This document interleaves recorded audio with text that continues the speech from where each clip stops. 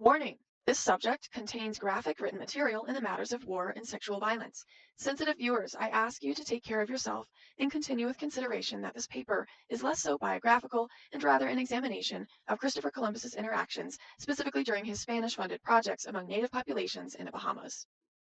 Christobal Colon, Drawing a Line in the Sand, Discovering the Truth About Destiny and Terror, by Catherine Young Aslett.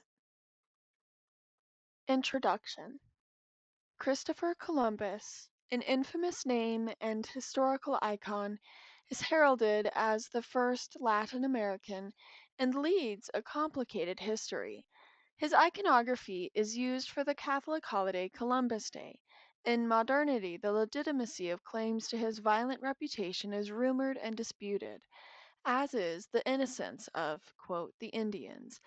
End quote. One famous, completely irrelevant figure to the discovery of America, Siddhartha Gautama Buddha, is quoted as saying, "Three things shine and cannot be hidden forever: the sun, the moon, and the truth."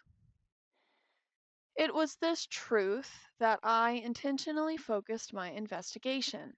Where may I find this foretold truth, the truth of Columbus?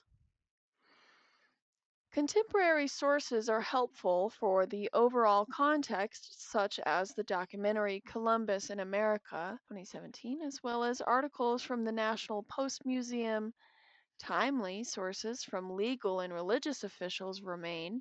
And finally, the man of the hour himself, the journal written by Christopher, in which he often wrote of himself in the third person as, quote, the admiral, end quote. The truth. Traditional Taino people lived a lifestyle that was intimately tied to nature. They were generous, kind-hearted people, soon to be blindsided by a culture fresh from the intense Abrahamic Revolution, the Crusades, and the Old World. In his journal, the experienced seafaring captain Christopher Columbus humbly documented his first impressions of the New Worlders. "As I saw that they were very friendly to us, and perceived that they could be much more easily converted to our holy faith by gentle means than by force, I presented them with some red caps and strings of beads to wear upon the neck, and many other trifles of small value, wherewith they were much delighted, and became wonderfully attached to us." October 12th. This was documented on the first landing day. Seems it was only natural for them to sympathize with tired crewmen stinking of stress and visibly exhausted from their voyage. Columbus landed on Guanahani Island on October 12, 1492. In the days after the Spanish arrived, Taino islanders curiously accepted gifts and traded valuable assets for various European oddities that the sailors could manage returning home without. Most of the items that Taino received were fairly useless, even obsolete. At best, Spanish trade objects were at least visually appealing. Quote, "They came swimming to the boats, bringing parrots, balls of cotton thread, javelins, and many other things, which they exchanged for articles we gave them, such as glass beads and hawks' bells, which trade was carried on with the utmost good will. But they seemed on the whole to me to be a very poor people." October 11th. "I saw a boy of the crew purchasing javelins of them with bits of platters and broken glass." October 13th. In truth, European newcomers were hapless. Just beyond the reefs of the Bahamian Islands, the sea roughly tossed Spanish ships about in stormy waves on October 11th. The Taino had not just theorized about some faraway future spent flourishing within nature. Taino people actually lived it as their daily reality. Their practical items were fit for local survival, including cotton, which Columbus immediately recognized as valuable and forbade low-class sailors from trading at all. Columbus was preemptively reserving profits solely for the Spanish crown. Quote, "The natives are an inoffensive people, and so desirous to possess anything they saw with us, that they kept swimming off to the ships with whatever they could find, and readily bartered for any article we saw fit to give them in return, even such as broken platters and fragments of glass. I saw in this manner 16 balls of cotton thread, which weighed above 25 pounds, given for 3 Portuguese sutis. This traffic I forbade, and suffered no one take their cotton from them, unless I should order it to be procured for your highness, if proper quantities could be met with. It grows in this island, but from my short stay here I could not satisfy myself fully concerning it." October 13th, 1492. The aged wisdom and forbidden treasures of the Taino ignited contempt among the Spanish, and their temperate tropical land was coveted. Natives were brutally punished if they did not meet their quotas for valued harvest goods like gold or cotton, often contained in the same hawksbells once given to them as presents. The ruthless violence of the Crusades back in the European continent further enabled attitudes of discrimination. Treachery committed under Columbus against Taino natives became so sociopathic that Columbus ended up turning on his very own men, and their punishments mutilated and humiliated even his colonist allies. Their wretched complaints were finally heard by his superiors back home within a short few years. In August of 1500, Columbus was arrested under the order of the Spanish royal commissioner, Francisco de Bobadilla, only 8 years after arriving in what is now known as the Bahamas. His charges against both the Taino populations and his Spanish employees were listed in the Bobadilla report: favoritism, tyranny, mutilation in the form of violent amputations of body parts such as hands, arms, feet, noses, tongues, and ears, murder, physical and sexual assault, and sex trafficking. This is officially documented in Pesquisa del Comendador Francisco de Bobadilla.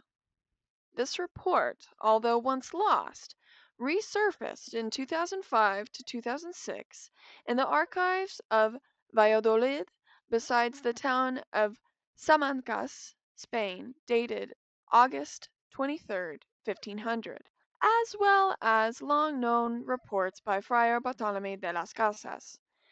Christopher Columbus cared about nothing more than capital and prestige. Those who could stand against him were the only ones allowed by his side. His crew's best interests were about as important to him as the weather, and the Taino people were even more inconsequential. He was a pompous religious zealot who cherry-picked Bible verses to justify the widespread violence commenced under his chain of command. He annoyed Spanish royalty for failing his mission. Yet, Columbus is still defended to this day as a man of his time. But even his contemporaries could hardly stand him. One man, named Antonio de Montesinos, spoke to his son Diego. "A man cannot commit such things and make it into heaven." To this day, the legacy of this genocide has remained in mysterious veiling in American education to the fiscal benefit of Italian American heritage events on the holiday of Columbus Day. The truth of him is hidden in the benefit of shareholders, administrators, and other powerful entities throughout North America. Most organizations were built as resistance agencies to protect Italian American immigrants from xenophobic discrimination in the 1800s and 1900s. Columbus served as a solidifying symbol, a historical verification for their rights as natural born citizens against those who insisted true American culture was WASP, white Anglo-Saxon Protestant. Catholic founded cities are areas dense with the descendants of these Italian Americans, and the name Columbus is a clear indicator of their presence. The extensive number of cities that honor Columbus in name is staggering, and all suggest direct historical connections to these organizations. These days, however, truth has come to light, and Italians and Spanish Americans deserve a new mascot. What happened to the Taino people wiped out 90% of what is today's Chicago and New York City, theorized to possibly even outnumber these modern populations combined. This gruesome genocide weighs heavily on adult hearts. It is difficult for those without children to fully understand how, exactly, we are supposed to approach the next generation with it. A 4-year-old child could be taught a rhyme, but 14-year-olds could learn about the decapitations and conquistador attacks. Adults definitely cannot claim knowledge if all they know is a rhyme, though. There needs to be accountability from educators who have forgotten this. Industrial American education needs to evolve its curriculum on Columbus and American history. This topic cannot be romanticized and benefit society. It must be told as it was. Columbus did not just discover America, he was the beginning of its destruction. He destroyed the ways and lives of many. These actions undoubtedly changed human history forever. October 12, 1492 was the first day the twin continents experienced the dawn of capital-driven genocide. Forests burned, women were raped, children sold into slavery, and the legacy of millions was lost forever. This is the truth of Columbus. He was a murderous colonizer, and it cannot be erased. This manipulation will also taint revisionist legacies as long as they deny it.